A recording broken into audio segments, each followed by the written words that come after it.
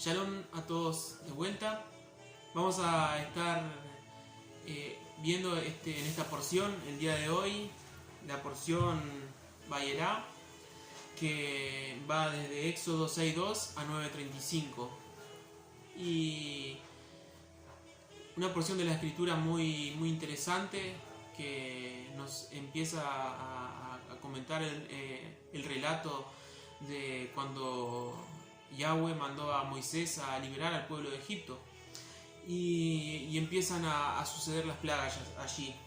Pero vamos a empezar leyendo el capítulo 6, versículo 3, que dice: y aparecía Abraham, a Isaac y a Jacob como Dios omnipotente, mas en mi nombre Yahweh no me di a conocer a ellos. Podemos preguntarnos, ¿los patriarcas Abraham, Isaac y Jacob no conocían el nombre de Dios? ¿No conocían el nombre de Yahweh? Vamos a estar leyendo las escrituras a ver si esto es verdad, si esto es así, porque parece algo extraño, porque sabemos que en las escrituras está plasmado su nombre desde el Génesis.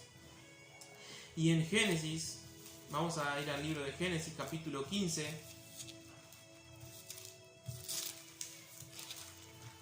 versículo 2, que allí ya tenemos una respuesta. Dice: y respondió Abraham: Señor Yahweh, ¿qué me darás siendo que así ando sin hijo y el mayordomo de mi casa es este Damaseno Eliezer? Ahí vemos que desde Génesis 15 ya Abraham conocía el nombre de Yahweh. Y si buscamos pasajes, vamos a ver que Isaac conocía el nombre de Yahweh, que Jacob conocía el nombre de Yahweh. Incluso dice que empezaron ya de los primeros capítulos de Génesis, dice que los hombres empezaron a invocar el nombre de Yahweh. Entonces, ¿por qué nos dice aquí en Éxodo capítulo 6, versículo 3, perdón? ¿Por qué nos dice que no se había dado a conocer en el nombre? Tenemos que entender que un nombre es más que un montón de palabras, sino que tiene su significado por algo. Pero vamos a analizar primero cómo se había dado a conocer antes. Dice que se dio a conocer como Dios omnipotente, en el cual en hebreo es Shaddai. Se dio a conocer entonces antes como el Shaddai. Y el Shaddai proviene de la palabra que es omnipotente o todopoderoso, viene de la palabra Yadá, que se puede traducir también como asolador, destruir, derribar. Entonces podemos ver que en la historia anterior a estos versículos sabemos que la humanidad se conocía a Dios como el Dios, por ejemplo, que había destruido la tierra por el agua, cuando en el diluvio, en la época de Noé, Dios destruyó a todos los seres vivientes, solo se salvaron los que entraron en el arca. Entonces vemos que ahí conocieron que era un Dios que destruía las cosas. También en la época de Abraham, en Sodoma y Gomorra, recordemos que destruyó a esas ciudades por el pecado que había allí. Y con esto que estoy diciendo, no quiero decir que Yahweh, que Dios, que Elohim, sea un Dios malo. Porque lamentablemente hay muchas personas el día de hoy diciendo que el Dios del Antiguo Testamento, que el Dios de los judíos, que Yahweh de los ejércitos, era un Dios que le gustaba la violencia. Era un Dios que no tenía misericordia. Era un Dios que le gustaba el derramamiento de sangre de personas y de animales inocentes. Y vamos a ver, de acuerdo a la Escritura, que esto no era así. Porque estas personas que piensan esto, dicen que ahora, después de la venida de Yeshua, esto fue totalmente diferente. Esto cambió.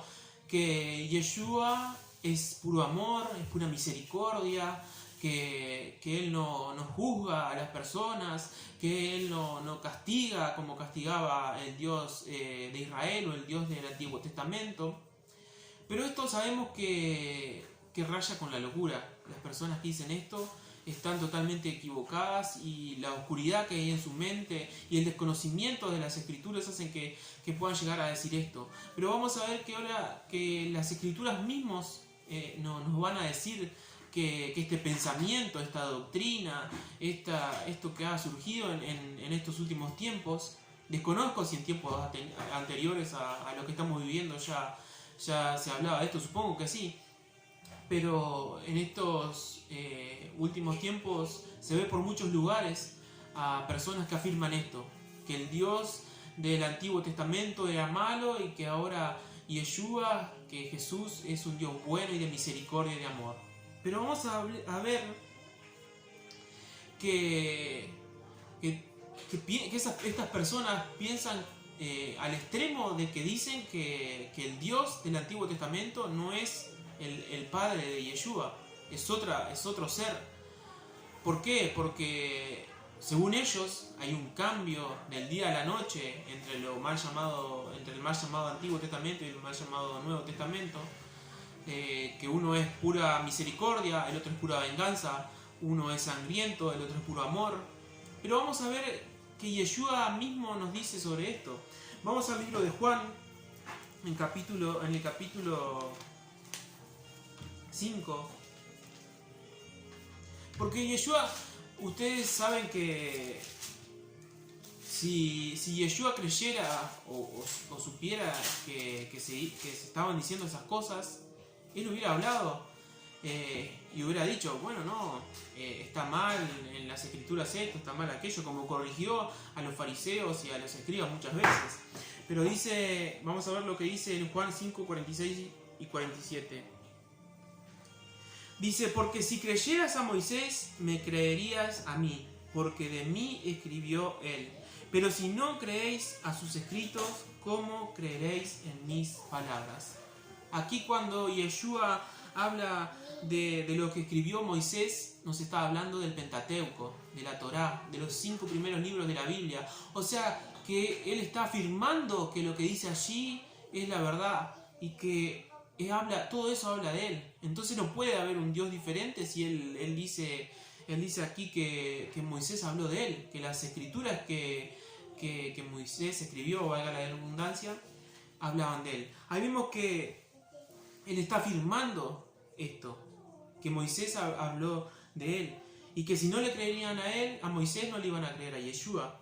También vamos a ver en Lucas capítulo 24, que nos dice algo parecido.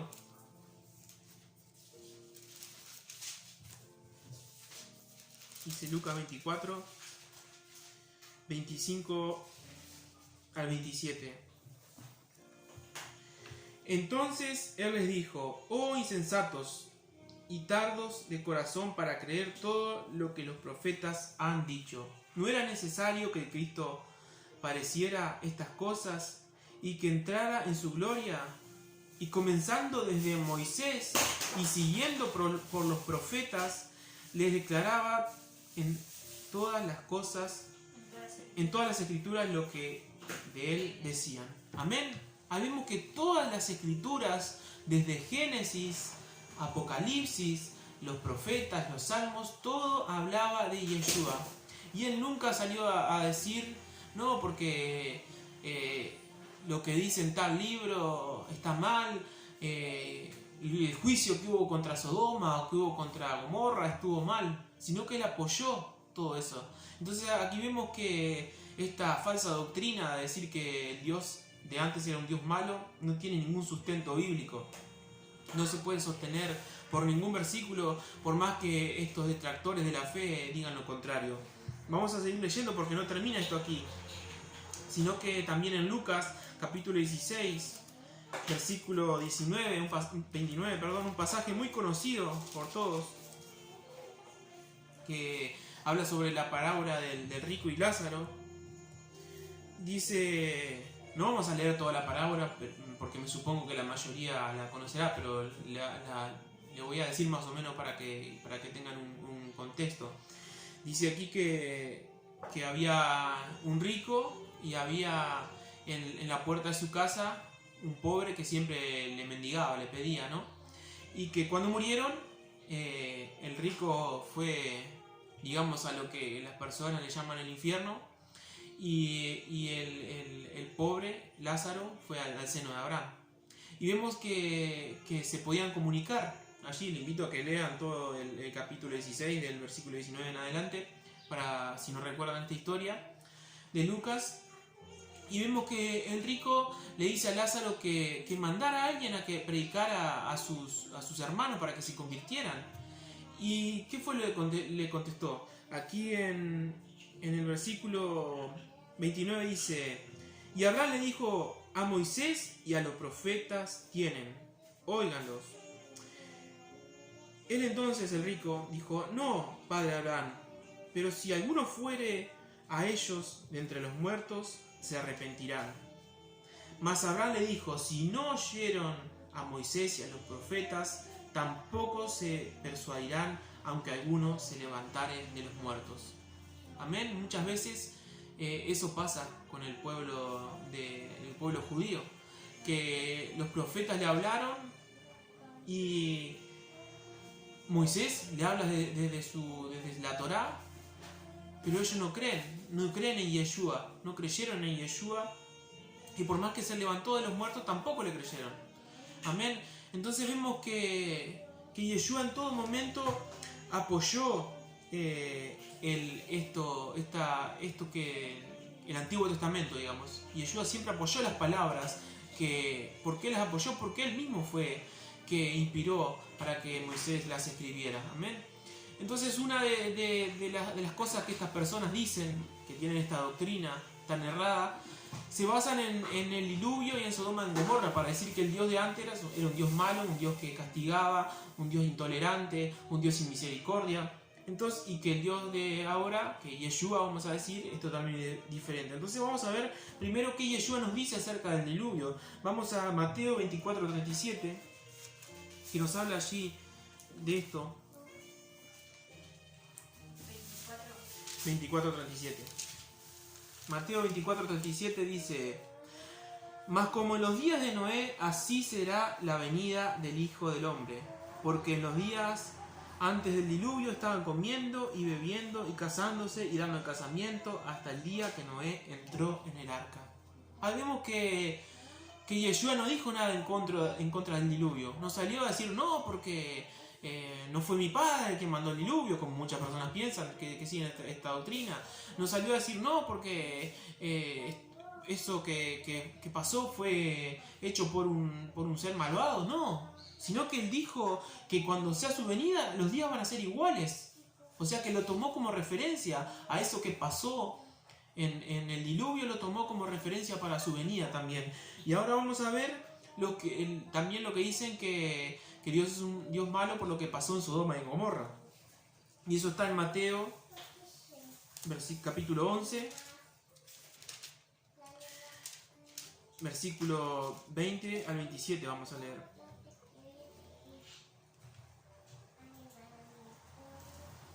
Dice: entonces, comenzando a reconvenirles a las ciudades a las cuales había hecho muchos milagros, porque no se habían arrepentido, diciendo: ay de ti, Corazín, y ay de ti, Betsaida, porque si en Tiro o en Sidón se hubieran hecho los milagros que han sido hechos en vosotros, tiempo a que se hubiesen arrepentido en cilicio y en ceniza. Por tanto os digo que en el día del juicio será más tolerable el castigo para Tiro y para Sidón que para vosotros. Y tú, Capernaum, que eres elevada hasta los cielos, hasta el Hades serás abatida. Porque si en Sodoma se hubieran hecho los milagros que han sido hechos en ti, habría permanecido hasta el día de hoy. Por tanto os digo que en el día del juicio será más tolerable el castigo para Sodoma, para la tierra de Sodoma, que para ti. Amén. Ahí vemos que Yeshua nos está diciendo que va a ser más tolerable con Sodoma y con Gomorra que con las ciudades que él estuvo haciendo milagros y no creyeron. Entonces no solo está afirmando que eso estuvo bien, que ese castigo estuvo bien, sino que está diciendo que va a ser peor el castigo a las personas que no creyeron en él, porque él fue Yeshua, que es Dios mismo, que Yahweh mismo se despojó y vino a morar como un hombre y a hacer milagros, y las personas no creyeron que vivían allí, y el castigo va a ser peor que el de Sodoma y Gomorra. Así que como vemos, si Yeshua es amor, es misericordia, es todo eso, pero Yeshua tiene el mismo carácter del Padre, y va a llegar un momento que Él va a castigar a los que no creyeron en su nombre, a los que despreciaron con maldad el amor que él tuvo por las personas y los milagros que Él hizo. Amén. Ahora vamos a volver a lo que estábamos hablando, ¿no? Acerca de por qué dice, vamos a volver al libro de Éxodo, por qué dice que no se dio a conocer en el nombre de Yahweh, sino que se dio a conocer como omnipotente. Y vimos que este Dios omnipotente, este Shaddai, tenía que ver con la palabra Shaddai, que quiere decir destructor, y un montón de cosas. Y como dije anteriormente, los nombres son más que un conjunto de palabras, sino que cada nombre tiene un atributo. Y como ejemplo voy a poner el ejemplo de mi nombre, que mi nombre quiere decir Emiliano, mi nombre quiere decir el trabajador o el que trabaja. Entonces yo puedo conocer a una persona y decirle, bueno, yo soy Emiliano, mucho gusto, pero yo no estoy manifestando el atributo de mi nombre. Pero si esa persona viene un día y me ve en el trabajo, y me ve no voy a decir que siempre, no, porque a veces no tengo ganas de trabajar y estoy cansado, como estos días, por ejemplo, que hemos estado pasando aquí en Uruguay, aquí en Salto más específicamente, que la temperatura ha llegado a casi 40 grados, y la verdad que ahí el atributo de mi nombre no me sabía mucho, ¿no? Pero el atributo de mi nombre es el trabajar, el empeño en trabajar. Entonces, si una persona viene a mi trabajo, ve ese atributo, ve que soy una persona trabajadora. Y si bien los patriarcas y el pueblo de Israel conocían el nombre de Yahweh, no conocían todos los atributos de su nombre, sino que conocían el atributo de Shaddai, del Dios omnipotente. Pero ahora sí va a conocer por otro atributo que ellos no conocían. Y ese atributo es el de Goel en hebreo, o Redentor en español, que como le puse de título a esta prédica, que Él es nuestro Goel, nuestro Redentor. Y me podrán decir, bueno, ¿qué es un Redentor? ¿Qué es un Goel? Un Goel es una persona que tiene el poder o ayuda a sacar a alguien de algún problema, de alguna dificultad, de alguna situación mala, de la cual las personas no podrían salir por sí solas. Y sé que la mayoría, cuando hablamos de Goel, de Redentor, pensarán en Yeshua. Y realmente es nuestro Goel, nuestro Redentor. Es quien nos sacó del pecado, de la maldad. Es quien nos sacó del pozo cenagoso, del cual no podíamos salir por nuestras fuerzas. Amén. Vamos a estar leyendo unos versículos que nos hablan sobre esto, de cómo Yeshua nos redimió de la muerte, del pecado y de la maldad. Amén. Vamos a buscar en Efesios capítulo 1, versículo 7.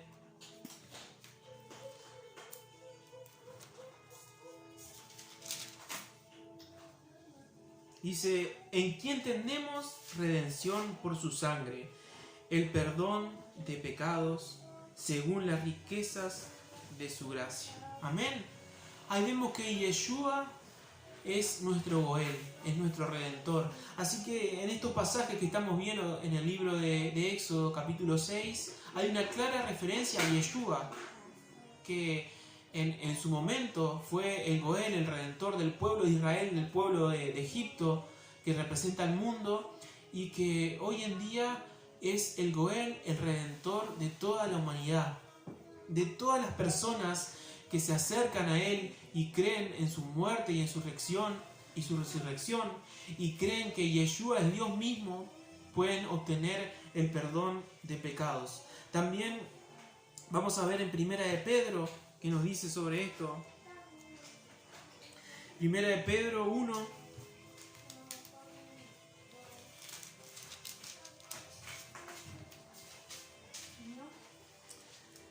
18 al 20 vamos a leer. Dice, sabiendo que fuiste rescatado de vuestra vana manera de vivir, la cual recibiste de vuestros padres, no con cosas corruptibles como oro o plata, sino con la sangre preciosa de Cristo, como de un cordero sin mancha, sin contaminación, ya destinado desde antes de la fundación del mundo, pero manifestado en los postreros días por amor de vosotros. Amén. Ahí vemos que tenemos la redención de nuestros pecados por la misericordia, por el derramamiento de la sangre de Yeshua. Y vamos a volver ahora al Éxodo, que nos habla de eso, porque nos habla de eso mismo. En Éxodo 5 y 6 dice, asimismo yo he oído el gemido de los hijos de Israel. O sea, Yahweh, el cual es Yeshua, oyó el gemido del pueblo, en este caso de Israel. Dice, a quienes hacen servir los egipcios, y me he acordado de mi pacto. Por tanto dirán los hijos de Israel, yo soy Yahweh, y yo os sacaré de debajo de las tareas pesadas de Egipto, y os libraré de servidumbre, y os redimiré con brazo extendido y con juicio grande. Ahí vemos que Él redimió al pueblo de Israel y ahora nos está redimiendo a nosotros también.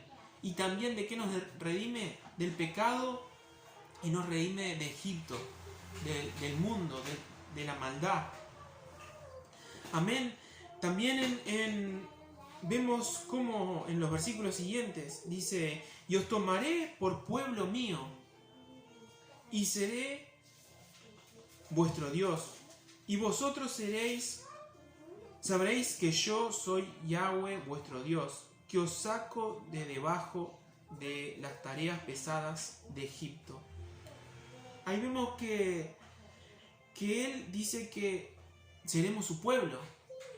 Aquí el pueblo de Israel ya era, pero Él confirma el pacto que había hecho con su pueblo y dice que los va a tomar de la tierra de Egipto y van a volver a ser su pueblo. Y eso tenemos algo parecido en Tito capítulo 2, vamos a leer. En Tito capítulo 2, versículo 13 y 14.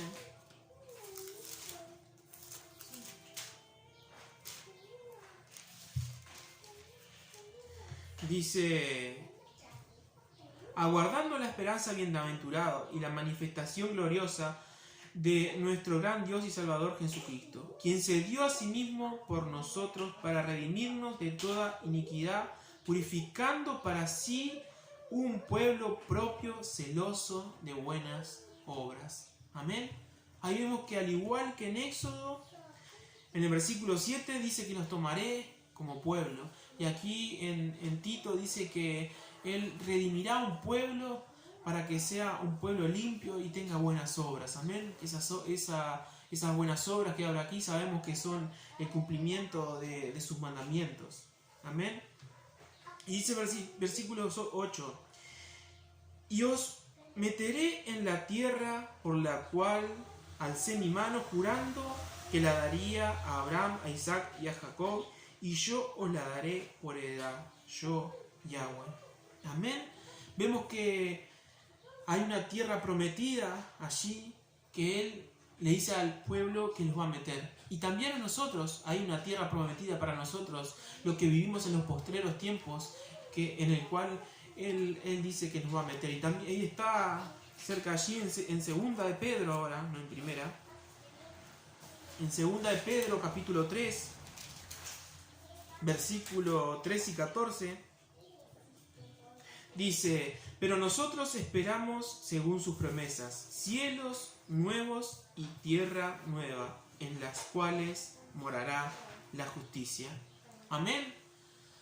Hermanos, para los que creen en Yeshua, para los que creen en la muerte y la resurrección, y que creen que Yeshua es Yahweh, nos espera una tierra nueva y un cielo nuevo. Es lo que también se nos dice en Apocalipsis, capítulo 21, versículo 1. Dice, y vi un cielo nuevo y una tierra nueva, porque el primer cielo y la primera tierra pasaron, y el mar ya no existe más. Y yo, Juan, vi la santa ciudad, la nueva Jerusalén, descender del cielo de Dios, dispuesta como una esposa ataviada para su marido. Amén. Nosotros tenemos la esperanza de que la redención va a llegar y vamos a entrar en esa tierra prometida. Pero vamos a ver qué pasó con esto. ¿Qué pasó en Éxodo ya para ir terminando? ¿Qué pasó con el pueblo de Israel? Cuando ellos conocían las promesas, ellos conocían la palabra de Dios, ellos pasaron mucho tiempo en Egipto, mucho tiempo en el mundo, mucho tiempo en el pecado.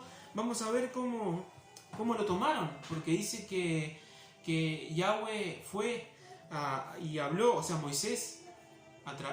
Yahweh habló a través de Moisés al pueblo. Y vamos a ver qué pasó con el pueblo en el versículo 9. Dice, de esta manera habló Moisés a los hijos de Israel, pero ellos no escucharon a Moisés a causa de la congoja de espíritu y de la dura servidumbre. Muchas veces, hermanos, las personas están como este pueblo de Israel en ese momento. El día de hoy muchas personas están en la misma situación que el pueblo. Por eso todo lo que pasó antes es un reflejo de lo que está pasando y de lo que nos va a pasar ahora. Aquí la palabra congoja en hebreo, que se tradujo como congoja, es la palabra koster, que viene de castar y que puede traducirse también como angustia, como desánimo o como impaciencia, como depresión también. ¿Y cuántas personas el día de hoy, y hablo de personas que son partes del pueblo de Israel, personas que tienen fe en el Dios de Israel, están pasando por esto? Están pasando por estas angustias, por estas depresiones, y se están olvidando de las promesas que Dios tiene para cada uno de nosotros y de ustedes, del pueblo. Y vemos que dice, a causa de la congoja de espíritu y de la dura servidumbre. ¿Y cuál es esa dura servidumbre hoy en día? La servidumbre del pecado, la servidumbre de muchas veces la sociedad nos hace pensar que tenemos que tener un montón de cosas para ser felices, un montón de cosas para llegar a un nivel en la sociedad, y vemos que eso nos hace estar tristes, acongojados, buscando cosas vanas, como dijo Salomón en Eclesiastés, cosas que no sirven para nada. Y andamos en este mundo sin tiempo también, porque nos tenemos que dedicar muchas horas de nuestras vidas al trabajo para poder tener el último celular, para poder tener cable, para poder tener computadora, para poder tener auto. Que no digo que son cosas que están mal, está bien tenerlas, pero muchas veces, que a mí me llegó a pasar, que muchas veces tenemos un celular pero queremos el último modelo que salió, siendo que el celular que tenemos sirve y es bueno, pero no. La corriente de este mundo, como dice las Escrituras, está arrastrando a los hijos de Yahweh a que estén bajo esa dura servidumbre de Egipto, que Egipto es una representación del mundo. Y muchas veces, hermanos, el pueblo de Dios está siendo oprimido y se está olvidando de las promesas, de todo lo que vimos anteriormente. Se está olvidando de que somos parte del pueblo escogido. Se está olvidando de la misericordia de Dios. ¿Y qué es lo que va a pasar? Porque muchas personas que pertenecen al pueblo escogido, que son parte de las ovejas perdidas de la casa de Israel, que están dispersas en el mundo, se olvidaron de la palabra, se olvidaron que algún día creyeron. Muchos cristianos que en otros tiempos estuvieron en las congregaciones ya no quieren saber nada, están desanimados, están buscando las cosas del mundo. ¿Qué va a pasar? Lo mismo que pasó en los versículos que vienen a continuación. No los vamos a estar leyendo, tal vez en la próxima porción, porque ocupa dos porciones esto. Vamos a ver el tema de las plagas. Pero no sabemos cuándo, no sabemos si este año que acabó de comenzar hoy, si el año que viene, si dentro de 2 o 3 o 7 años, va a venir Yeshua, pero cuando venga va a pasar lo mismo que pasó aquí, para que el pueblo se despierte de su congoja, que se despierte de su dura servidumbre, para que su mente se abra, van a tener que pasar por las plagas, para reconocer que hay solo un Dios en los cielos y en la tierra, hay solo un Elohim que tiene el control de todas las cosas, y se van a tener que olvidar del celular, olvidar del internet, olvidar de muchas cosas que no son necesarias, y van a tener que volver a la fe verdadera, a la oración, a la misericordia, al estudio de la palabra, porque van a necesitar del Dios vivo en sus vidas para que los protejas de las cosas malas que van a venir. Pero tenemos que tener presente que el pueblo de Israel, el pueblo que dedica su vida al estudio de la palabra, al poner por obra lo que aprende, a ser un hacedor de la palabra, no tan solo oidor, a tener una fe con obras, como dijo Santiago, va a ser guardado como fue guardado el pueblo de Israel en la tierra de Gosén. Amén. Va a caer las plagas a su diestra, a su siniestra, pero sobre Gosén no caían las plagas.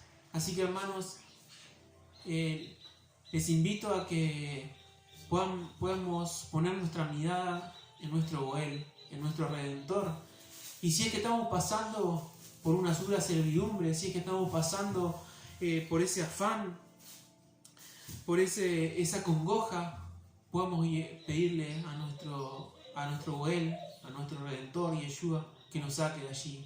Si muchas veces has intentado salir del pecado, has intentado dejar de lado las cosas de la carne, los deseos engañosos, la vanidad de la vida, los deseos de los ojos, y no has podido, es porque lo has intentado hacer con tus fuerzas.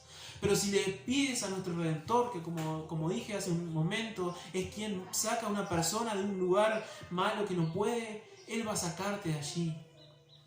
Y lo sé porque lo hizo en mi vida, y lo hizo en la vida de muchas personas que conozco y pueden dar testimonio de cómo estaban en las drogas, cómo estaban en un montón de cosas, que no podían salir por sus fuerzas.